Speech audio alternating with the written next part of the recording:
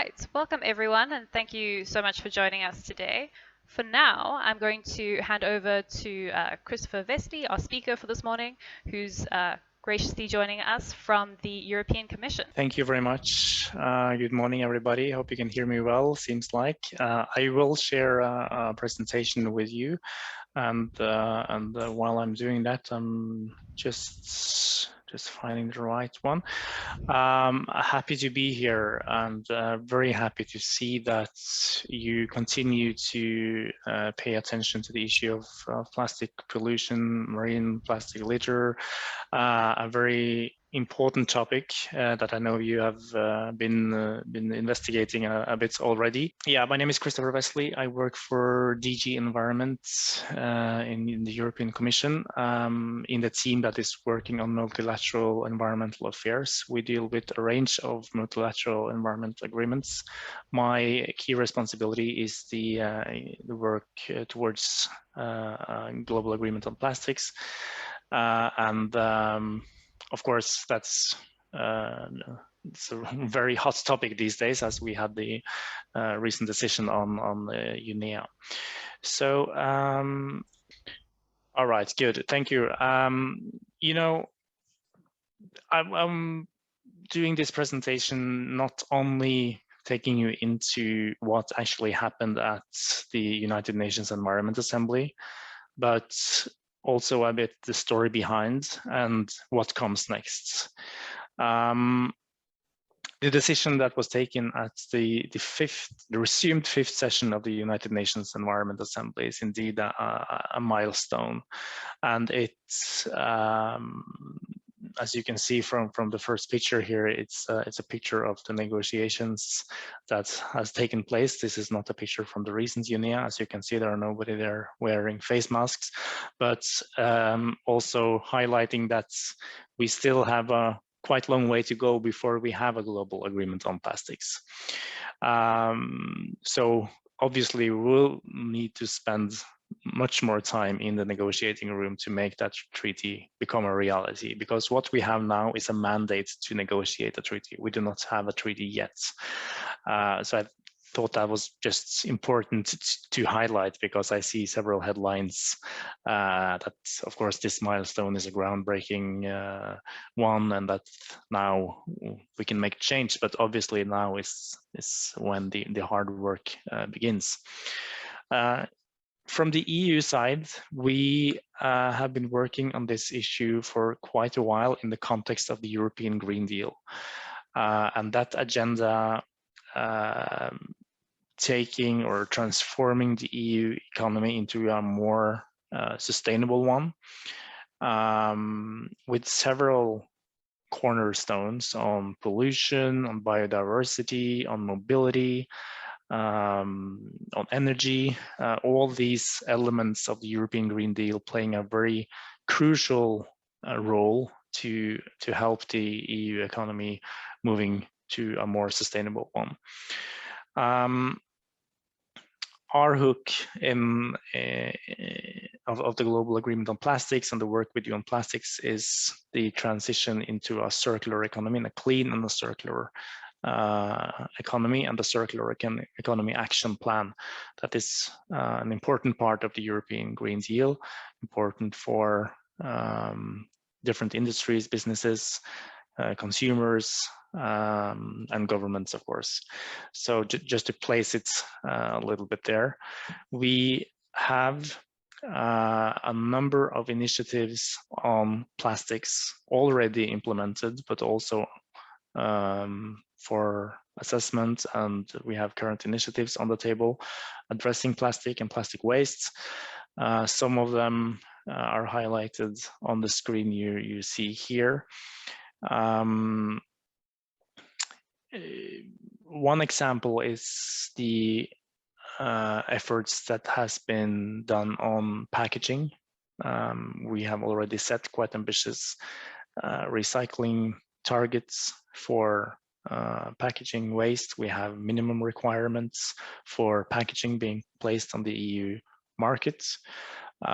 These are under review, meaning that there will be even more specific or even more comprehensive requirements for the plastic packaging that is to be put on the EU market, with implications for the extended producer responsibility schemes, and for, of course, then all producers and importers of packaging to the EU market.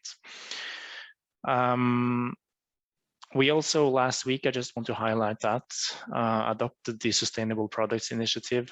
That's a very important part of the Circular Economy Action Plan, looking into how products can become more sustainable, more repairable, durable. We want them to last longer, and do that in the context of the Eco-Design Directive that's under revision. I mean, such initiatives all contribute to the overall goal of boosting the economy into a more circular one.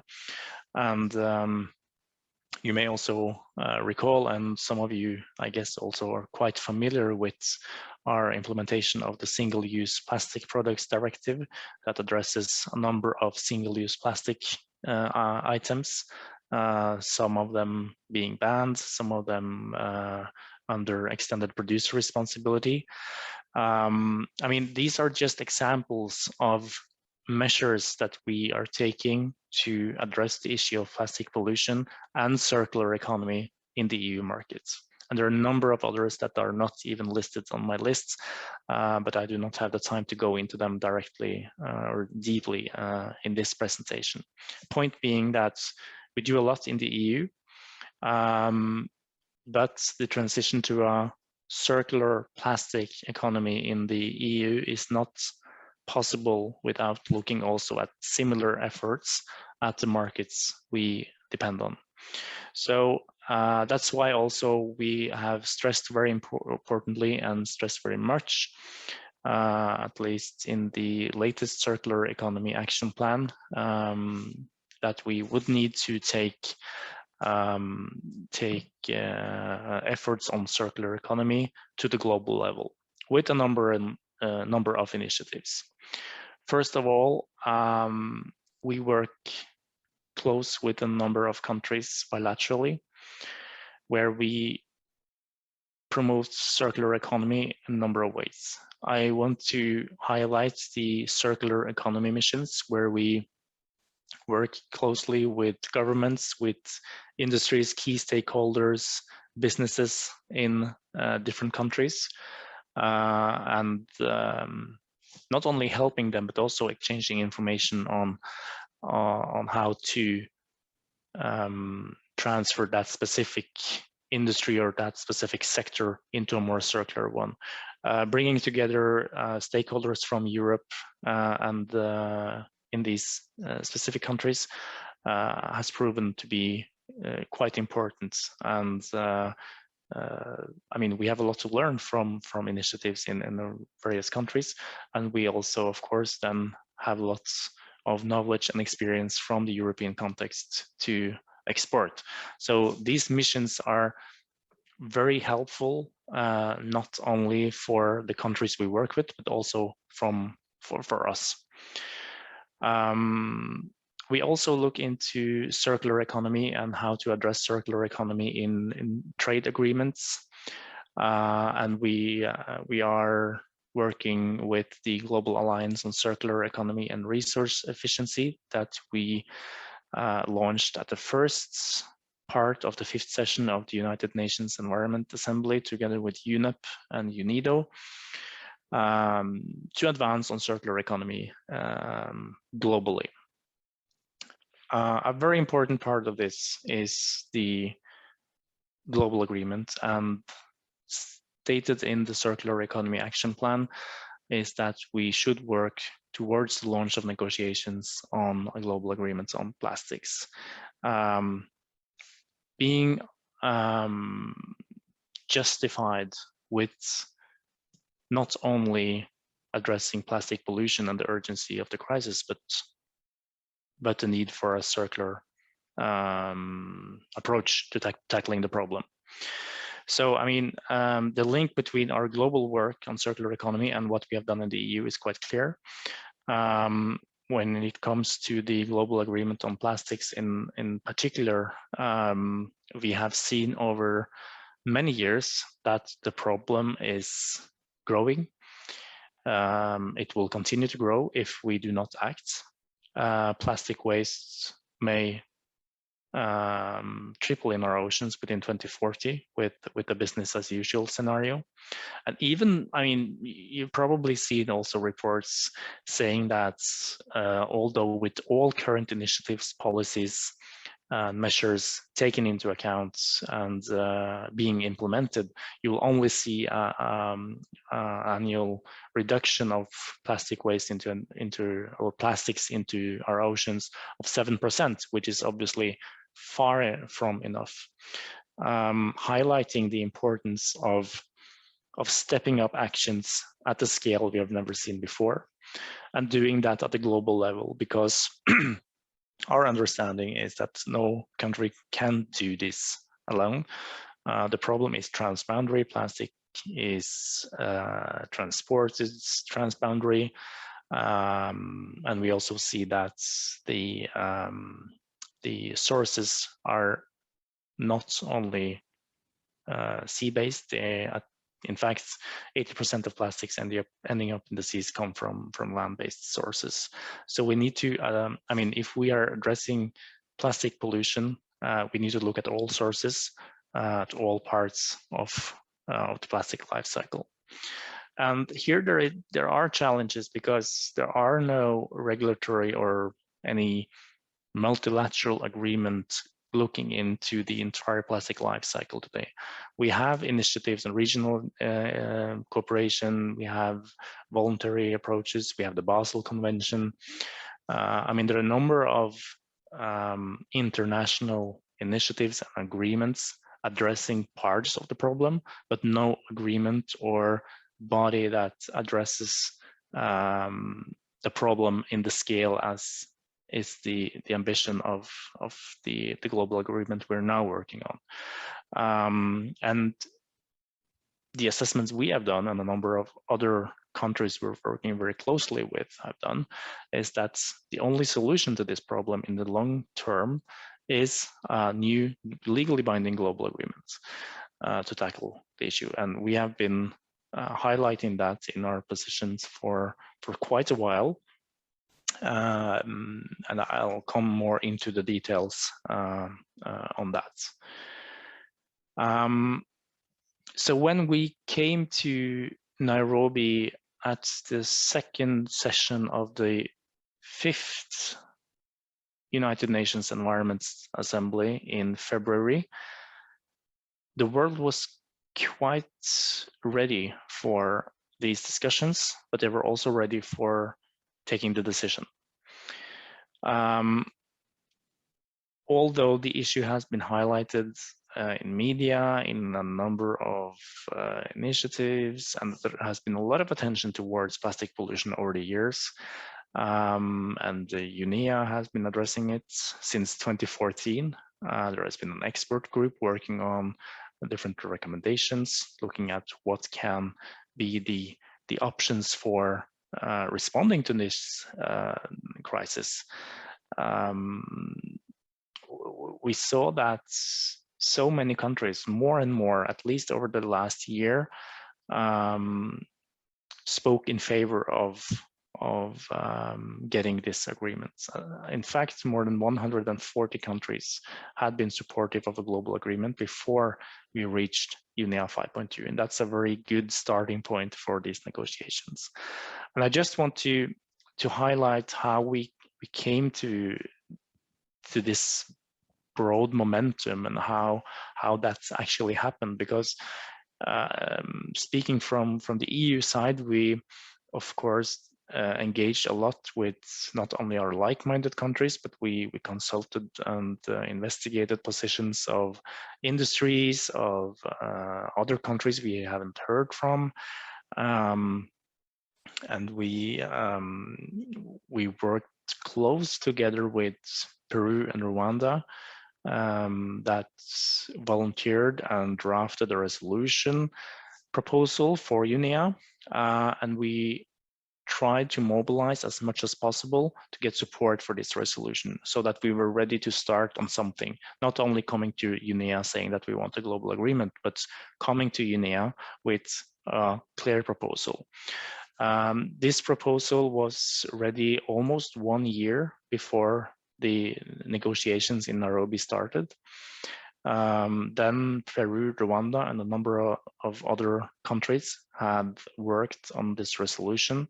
They had a draft ready in March 2021. It was shared with UN focal points over the summer, and obviously outreach activities, bilateral meetings, discussions like this, like we're doing now, followed that resolution, which led to many interesting discussions in many good and interesting forums, leading again to a number of countries willing to co-sponsor the resolution. So when we came to UNEA, more than 60 countries officially co-sponsored the resolution, while 140 countries had been speaking in favor of a global agreement, indirectly supporting the resolution proposal, which was a great starting point, I'd say. So when we got to the negotiating table, we of course, I will not say that the negotiations were easy. I mean, this is a comprehensive exercise with many elements to be discussed, but we also needed to remind ourselves that we're not discussing the treaty now, we're discussing the mandate to negotiate the treaty, which of course is a big difference. So what we finally came to, and I think that's a very successful and encouraging outcome, is a resolution or a decision from the United Nations Environment Assembly that establishes an intergovernmental negotiating committee. This committee is mandated to develop a legally binding instrument to address plastic pollution, not only in marine environments, but including in marine environments, saying that we're addressing plastic pollution in a broader perspective in all environments. And that this agreement should include both binding and voluntary approaches. That means that some elements of the agreement should be legally binding to member states, and that some of them may be voluntary. That is, I mean, legal experts will say that, well, a legal instrument will obviously include both binding and voluntary approaches, but it was important also to highlight that there are differences between the different obligations and provisions we put into a global agreement. Another important part of the mandate is that it says that the agreement should address the full life cycle of plastics, meaning that when we look at plastic pollution, we cannot only look at downstream, we cannot only look at waste management, saying that it's not sufficient to establish waste management facilities all over the world, and then we'll say that the problem is solved. Because obviously we need to tackle the issue by source, looking at the upstream part of the plastic life cycle, looking at product design, how products are designed, what kind of materials they're made of, are they recyclable, are they containing hazardous substances, what about microplastics, how do we design plastics that can last longer, that is also giving the consumers the needs they have in today's reality, while at the same time making the sustainability criteria for the plastics ambitious enough. So I think here there's a lot of work to do on provisions, and I think here what kind of obligations we can have in a global agreement will obviously be up for the intergovernmental negotiating committee to decide, but there will be very important and intense discussions on this, I say, because many countries have strong plastic industries. I mean, we have it in the EU as well, and we need to find the right balance, because this is not an agreement to ban plastics. This is an agreement to make plastics more sustainable, more circular, and with using those approaches, circular economy approaches, to tackle the crisis we're in. Furthermore, it says that the agreement should include objectives. That will also be a very important discussion. Should there be zero plastics in the environment by some year objective? Should there be objectives on ending plastic pollution in general? How flexible should we be in order to set ambitious objectives? I mean, there are so many questions related to this, and we haven't even started on thinking what kind of objectives would fit in a global agreement yet. So here, the INC will definitely both need time and good preparations.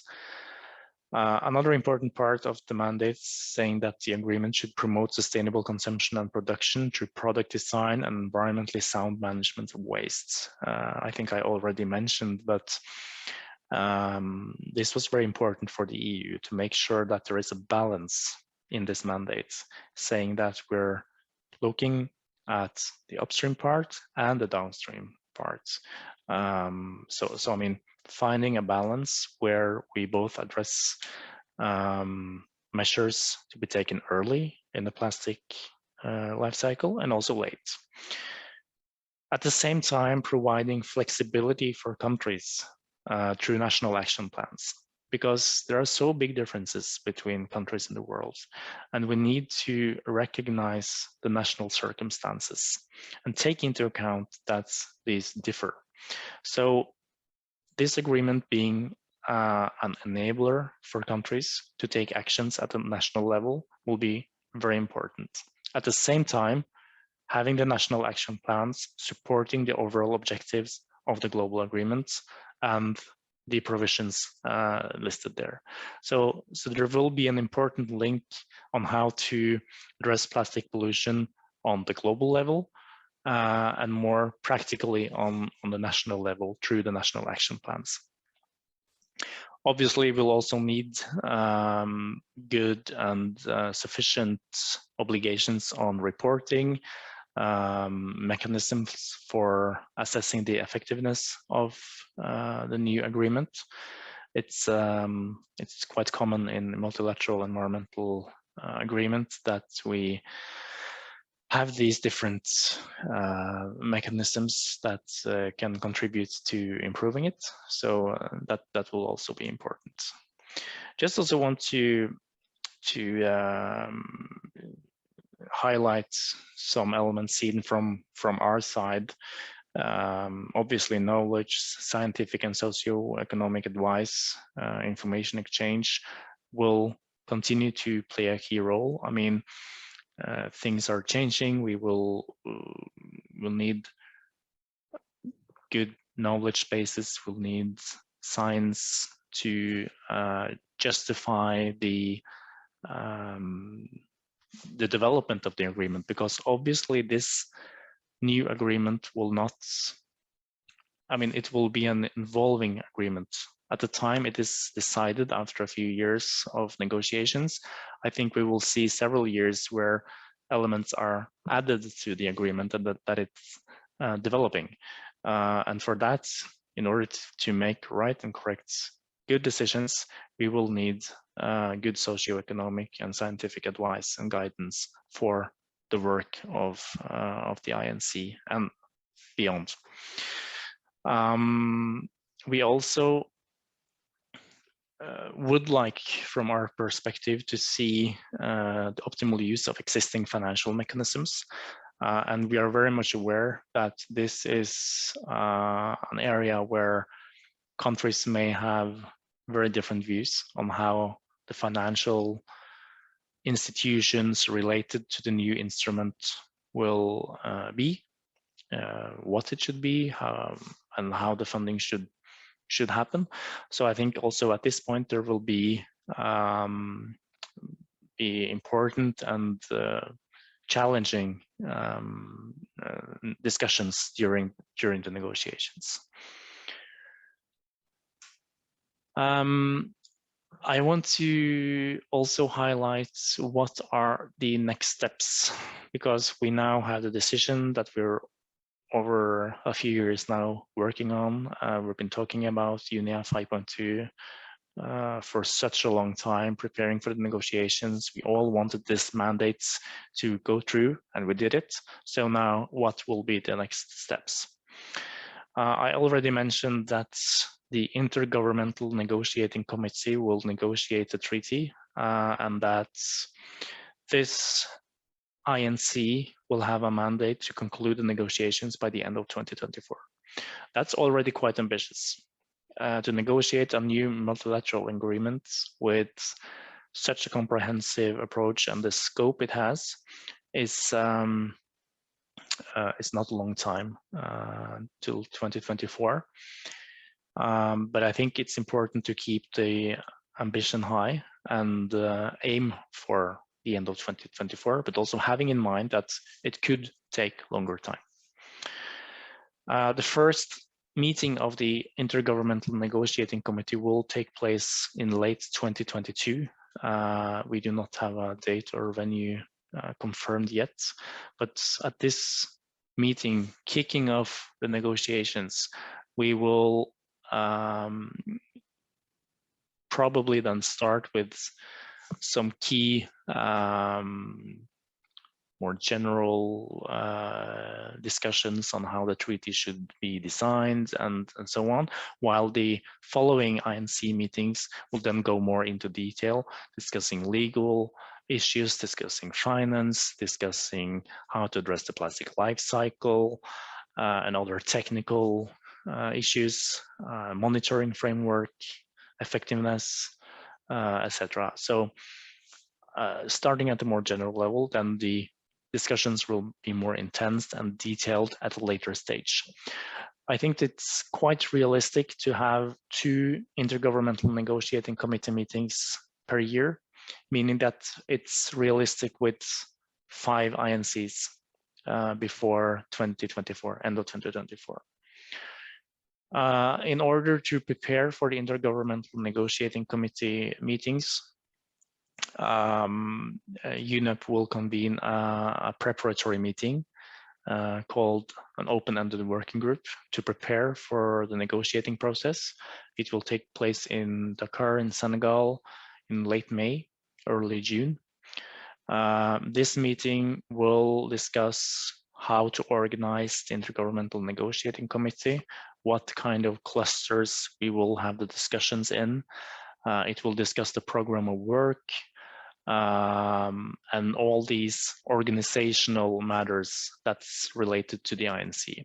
And this meeting is very important because if you start off a negotiating process with limited information, not clarity on how to organize or structure the work, it can delay the process. So for us, the meeting in May, it's very important to prepare well, and also making sure that all delegations are well prepared, so that we can go out from the meeting in Senegal saying that, okay, we're now ready to start the negotiations with these work streams, these things on the agenda, and we will meet here and there at the INC meetings.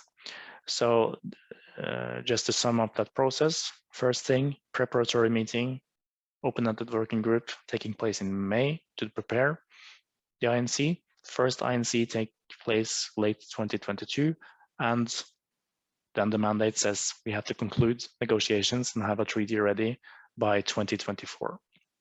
So that's the work plan we have in mind when we prepare. I already mentioned some of the challenges that concluding within 2024 is quite ambitious, but still something we would aim for. Having in mind also that the mandate itself, it's quite comprehensive. We're looking not, I mean, compare it to the Minamata Convention on Mercury, where you look at mercury. It's one specific area. Of course, the mandate there was also quite comprehensive, and the convention, the Minamata Convention, is a comprehensive convention as well. But looking at the plastics, because you have so many different plastic products, big industries, plastics ending up in oceans, on land. We have the consumer phase, we have waste management, we have design, we have manufacturing industry, we have the trade. I mean, there are so many elements linked to the plastic industry. So the discussions here will need to take that into consideration. Of course, the mandate is also quite comprehensive because it says that we're looking at the entire life cycle and all the different elements I already mentioned that should be assessed. So, I mean, the workload for the Intergovernmental Negotiating Committee is quite enormous. Then also finding the balance between the ambitious, because we want to make the change, but also having obligations that are realistic. So that's, I mean, that balance will be difficult to find. Also, we are not out of the pandemic yet. It has had a lot of implications for global meetings. We've had some attempts with hybrid meetings. They're working to an extent, but I mean, will it be that efficient to continue in a hybrid form, negotiating this global agreement if we need to? Will there be new COVID waves setting restrictions for travel, delaying the process? We still don't know yet, and but I mean, we need to have that in mind when we enter into the process, and need to prepare for at least some hybrid meetings at least this year, I think. But let's also focus on the opportunities here. This is a window to act. This is a window where we can really take action and make a global agreement on plastics, taking the measures that are needed at the global level and that we do not see at the global level today. We can make many of these legally binding, but we can also do a lot through voluntary approaches. Such as, I mean, commitments. I mean, you have a range of incentives, you have a range of other measures that can be very useful in this context. And these approaches should all bring the plastics economy more circular. I think there is a great potential for that. We've seen it happening, or it's ongoing in Europe, and there is an eager to talk about circularity and do more circularity in our partner countries. So I think the momentum for changing the plastics economy into a more circular one is obviously there, which will be a cornerstone of this global agreement. Then we also have to see that if we are able to keep the level of ambition high, we will have possibly then an agreement with impacts beyond pollution. We will see the relevance on biodiversity, on climate, and on the economy, as already mentioned. And also building on the important initiatives that are already in place, but not relying on a fragmented approach on tackling the global challenge we stand ready for. So yeah, I think I'll stop there. This is where we are. Last picture from Nairobi. It's obvious that the situation in Ukraine played an important role also at the United Nations Environment Assembly. Although we were able to progress on key environmental topics and files, it's kind of set the tone for also international negotiations in the field of environments. So here we can see the EU team in Nairobi with Commissioner Sinkevicius and our Director General, Florica Fincoeur, showing support for Ukraine in this situation. Yeah, I think I'll leave it there. I'm happy to share my slides and respond to questions you may have. And again, thank you for having me. So I'll stop my presentation then. Thank you. Thank you so much, Christopher. It's great to hear the work that's being done, and the national action plans are particularly of interest to SST, and there's so many vast differences between the different countries that it's quite a task to undertake. I see there are quite a few comments in the chat saying thank you so much, and please, if we can share the slides so we can send those through after the session. I wondered if you could perhaps give us just a bit of insight maybe into some comments on the parties that are involved in the discussions. Will they be sort of representatives from obviously different regions, but from different sectors across sort of plastic life cycles or things like that? Yeah, are you then talking about the negotiation process? Yes, yes. Yeah, you know, it's important for us to have an inclusive process on this. The negotiations will obviously take place and it will happen between delegations, but as in other environmental agreements and big meetings, stakeholder involvement is important, not only in the implementation phase of a new agreement, but also in making it. So, I mean, from our perspective, it's key that key stakeholders are there and are present and talk to us prior to and during the negotiations, because I mean, not only industry but also other stakeholders, we need to understand also the different contexts they're working in, because we obviously do not have that complete picture. So I think we're very dependent on that participation. On the negotiation itself, it will happen between parties to the UN, but stakeholders are invited to join. All right. And I see there's a question in the chat saying, are textiles part of the discussion or scope on plastics? Well, not in this agreement. I mean, at this point, you may advocate that textiles have a specific relevance because of the presence of microplastics. So it could be, it is not a part of the mandate to address textiles in particular, but I would not be surprised if that discussion is coming up during the INC. And obviously, you are probably familiar with the new EU textile strategy, where we're also looking into more circular economy for textiles. There's a clear link. So I think we would need, in the context of at least microplastics, have it in mind when we enter into discussions on obligations related to that. Certainly. So perhaps even if it isn't necessarily covered in the sort of mandate that you're looking to develop, it might possibly lead to future sort of regulations?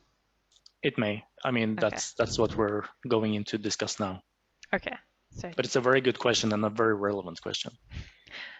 Okay, thank you for that. And then just since it is obviously such a wide-ranging task, I know you mentioned the sort of various stages upstream and downstream and throughout the plastic life cycle.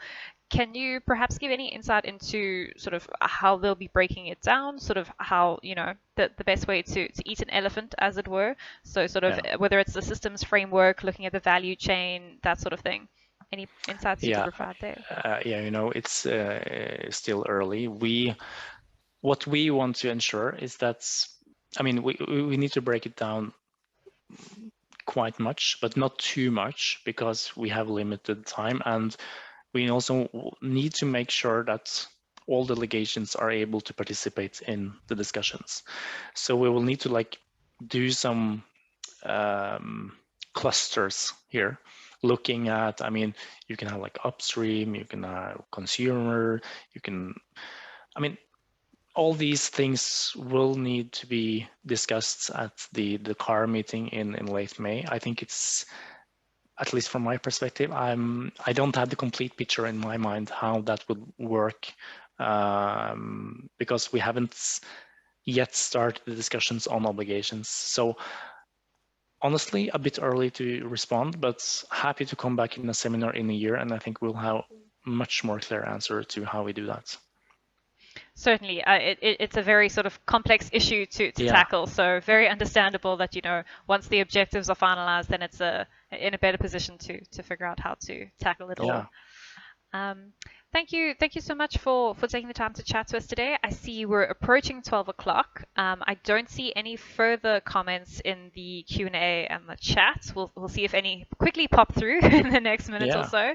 But if anyone does have any further questions after today's session, you're welcome to email us at webinars@scafrica.org.za, and we'll pass those along to Christopher. For now, though, I think we can slowly wrap up and just say thanks so much everyone for joining us this morning for our last webinar in the series, and obviously particularly thank you to Christopher for taking the time on your very busy schedule to chat to us today on behalf of SST and our partnership with NTNU. It's been really interesting hearing about the work that you'll be doing and the mandates to be developed. Thank you so much. Okay. Thank you so much, everyone. We will forward those slides as mentioned, and if anyone has any questions, please feel free to reach out to us. Thank you so much, everyone, and enjoy the rest of your afternoons. Bye-bye.